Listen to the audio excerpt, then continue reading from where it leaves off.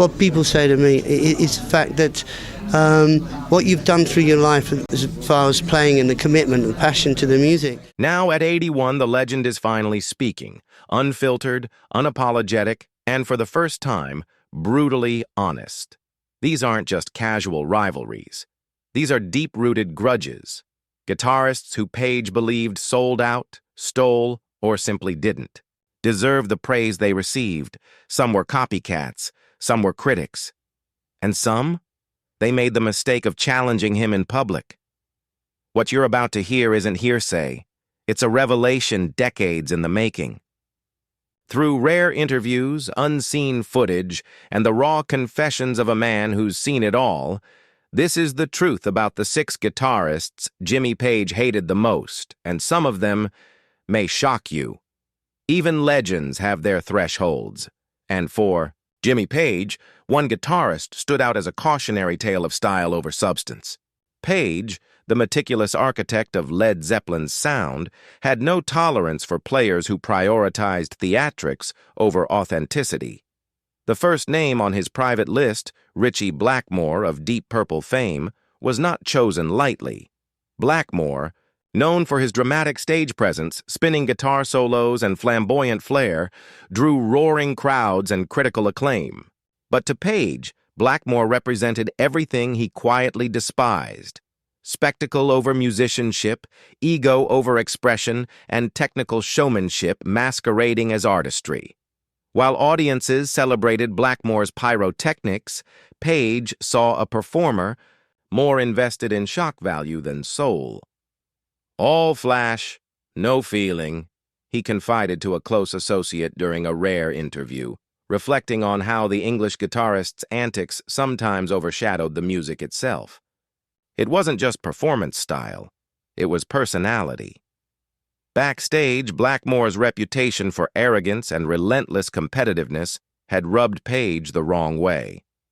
Page admired dedication and innovation, but when innovation was paired with ostentatious behavior, it lost credibility in his eyes.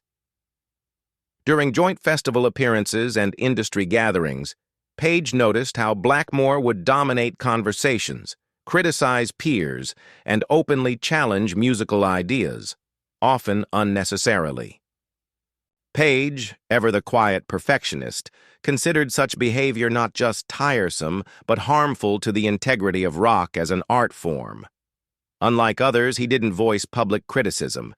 His judgments were whispered, analyzed among confidants, and logged in private reflections. Yet the disdain ran deep. Page saw Blackmore's antics as emblematic of a broader problem. A generation of guitarists who prioritized fame and applause over the painstaking discipline of craft. While he could respect talent, he demanded authenticity, humility, and respect for the instrument. Blackmore's approach struck him as a betrayal of the art itself, a flashy mask covering the shallow roots of ambition. Even in moments of professional camaraderie, Page maintained a guarded distance. To him, Blackmore's persona was incompatible with the ethos that had defined Led Zeppelin's rise, a band built on experimentation, meticulous recording, and profound musical storytelling. Page's silent judgment extended beyond mere rivalry. It was philosophical. The flashy guitarist might enthrall audiences with pyrotechnics, but in Page's estimation, the heart of music was lost in the smoke and mirrors.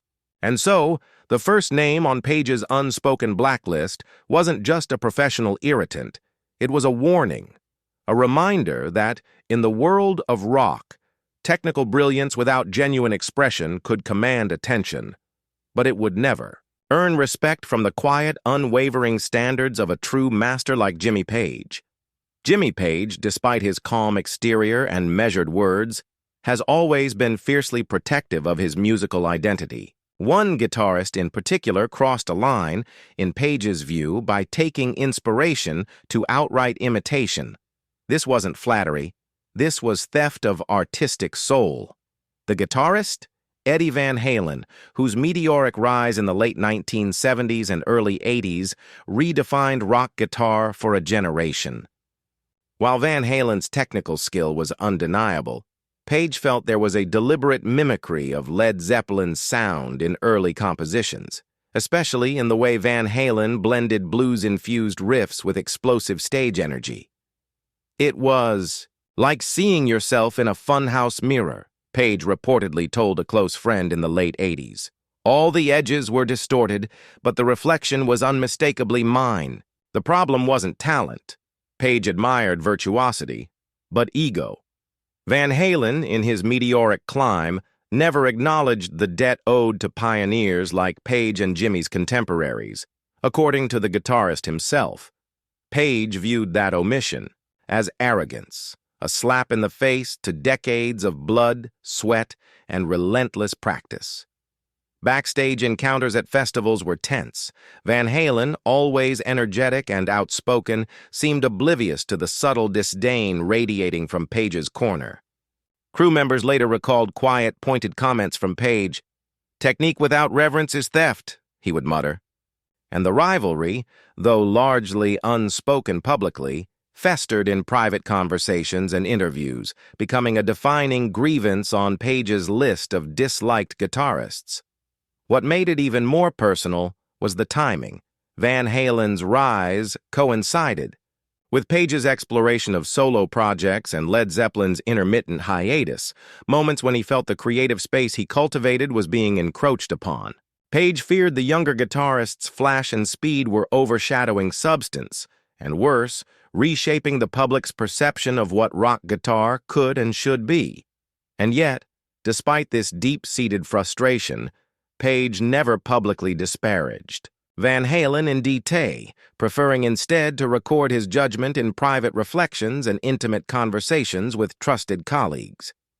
It was in these confessions, decades later, that the story finally surfaced, revealing just how seriously Page regarded artistic authenticity and originality. His disdain wasn't born of envy, it was born of a relentless pursuit of respect for craft.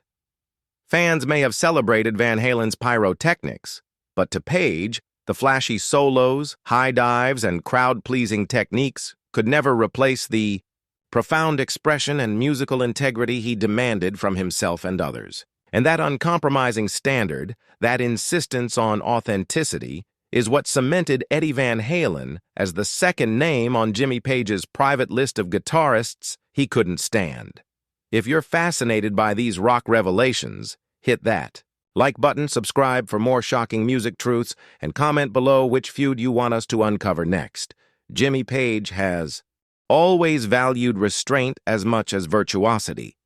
To him, a guitar is an instrument of expression, not simply a tool for volume or attention-grabbing antics.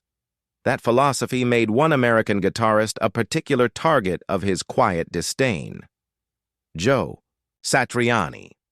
While Satriani earned acclaim for technical mastery and instrumental innovation, Page privately viewed him as emblematic of a generation more concerned with flash than feeling.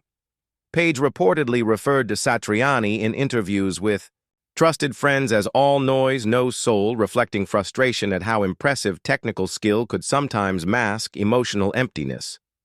Their paths rarely crossed in public, but industry circles say Page followed Satriani's rise with skepticism, unconvinced that instrumental prowess alone equated to true artistry. Page's criticism wasn't of the musician's ability, it was the context in which it was presented. He respected mastery, but demanded purpose behind every note.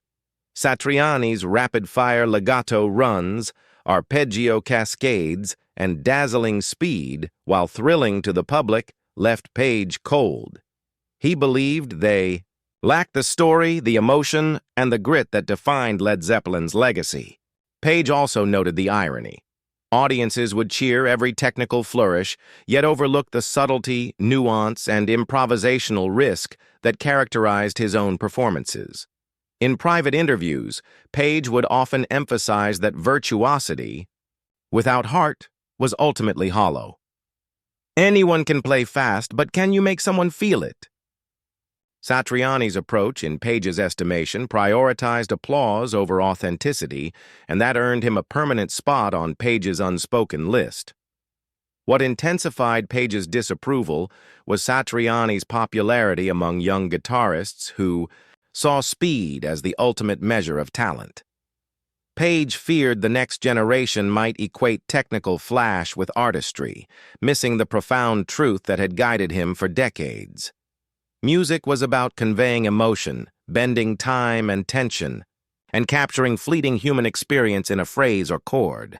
Satriani, despite his undeniable skill, seemed to embody the opposite: guitar as spectacle, not confession.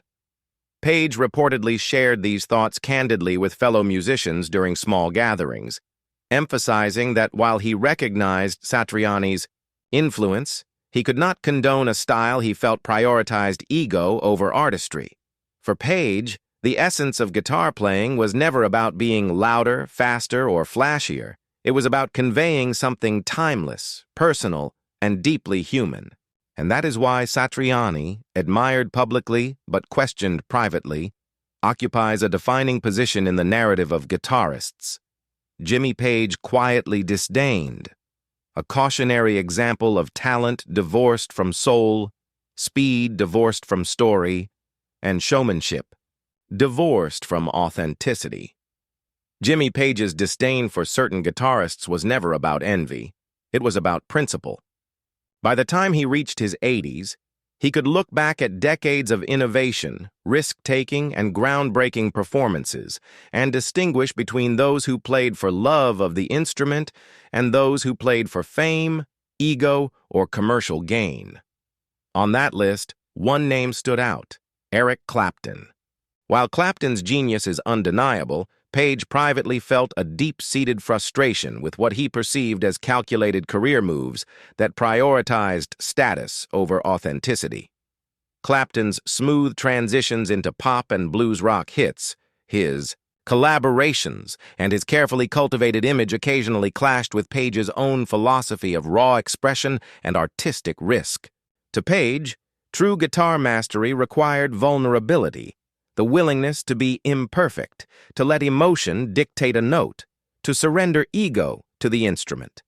Clapton, though brilliant, seemed to operate within a safety net, a controlled environment, where reputation often took precedence over daring experimentation. Beyond Clapton, Page's private list included other guitarists he felt represented the same dual failings: Eddie Kramer-era imitators, flashy session players, and high-profile shredders whose careers leaned more on spectacle than substance. For Page, these musicians betrayed the essence of rock guitar, reducing it to a commodity rather than a conduit for emotion. Behind the scenes, Page's comments were blunt. He could respect skill, but he had no patience for musicians who sacrificed depth for attention, who traded craft for crowd reaction. Industry insiders recall Page quietly shaking his head at performances where solos dazzled technically but failed to resonate emotionally. "It's not enough to play fast," he would confide. "You have to make it hurt, to make it breathe, to make it speak." This philosophy guided his own approach, from the hypnotic riffs of Whole Lotta Love to the layered, intricate passages of Kashmir. Musicians who ignored this principle, Page felt, were missing the point entirely. Even in encounters with the so-called guitar elite, Page's reputation for blunt honesty preceded him. While polite smiles and handshake politics prevailed in public, he had no compunction in ranking musicians privately according to authenticity and depth. This perspective, rooted in decades of innovation, relentless touring, and personal sacrifice, defines his final assessment of guitarists he could not respect. And in that assessment, Page was uncompromising. Talent without heart, speed without feeling, or fame without purpose were not just failures. They were offenses against the very tradition he helped build. By speaking out now, at 81, he finally offers fans and historians a rare glimpse into his personal musical judgments, revealing the unvarnished truth behind his private grudges. In doing so, Page underscores a lesson that transcends rivalry. In music, as in life, authenticity is everything, and those who betray it, no matter how celebrated, will never earn his respect.